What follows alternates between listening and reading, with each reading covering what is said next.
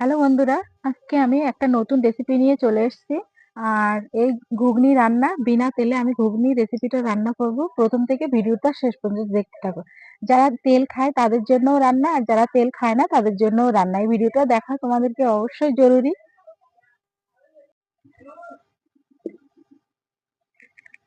আর ধনে, গোটা জিরে, একটা দারচিনি, শুকনো লঙ্কা, গোলমরিচ, এলাচ, এগুলো শুকনো খোলায় ভেজে নেব। ভাজা হয়ে গেছে, এবার নামিয়ে নিচ্ছি। ঠান্ডা হয়ে গেলে গুঁড়ো করে নেব।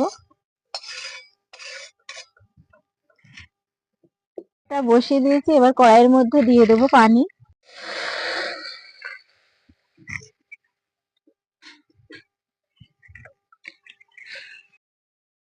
এবার এই পানিতে মটরগুলো সিদ্ধ করে নেব। তাহলে সিদ্ধ হতে থাক, আমি এইদিকে এই যে শুকনো লঙ্কা আর আদাটা বেটে নিয়ে আসি।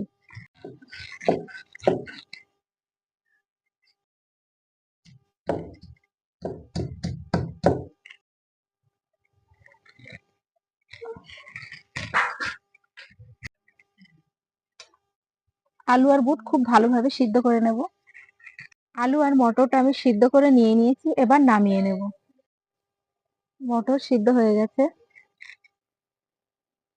কড়াই বসিয়ে দিয়েছি। কড়াইটা দিয়ে দিচ্ছি একটু একটু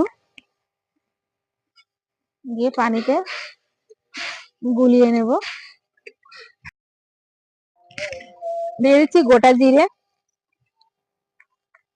তেজপাতা আর শুকনো লঙ্কা,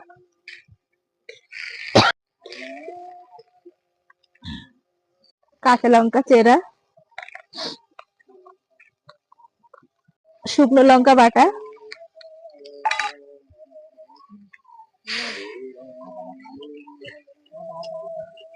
আদা আর শুকনো লঙ্কা বাটা গুঁড়ো,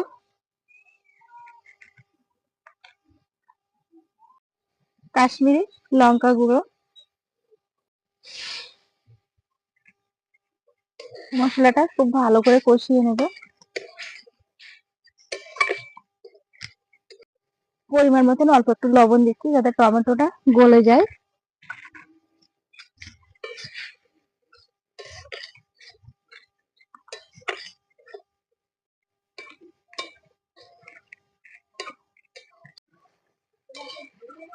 মটর আমি খুব ভালো করে মশলার সঙ্গে কষিয়ে নিয়ে নিয়েছি। এবার এর মধ্যে দিয়ে দেব পানি।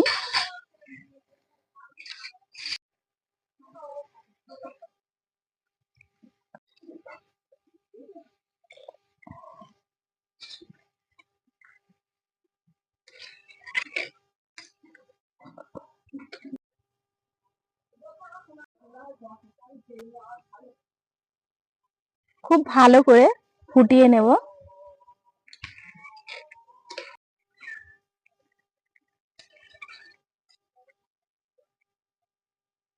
বন্ধুরা, একটা কথা, আমি যখন কড়াইতে প্রথমে বুটটা রান্না করার সময় পানি দিয়েছিলাম আর এক হাতে ছিল আমার বাটিতে বাটার, কিন্তু ওই কথাটা উঠেনি বা ভিডিওতেও উঠেনি। এর জন্য তোমরা রান্না করতে গেলে বাটার দিয়ে নেবে। প্রথমে কড়াইতে একটু পানি দেবে, তারপরে বাটার দেবে অল্প একটু।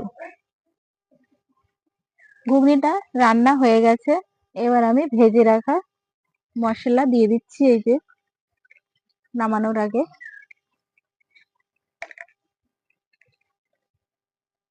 এবার ঘুগনিটা নামিয়ে নেব।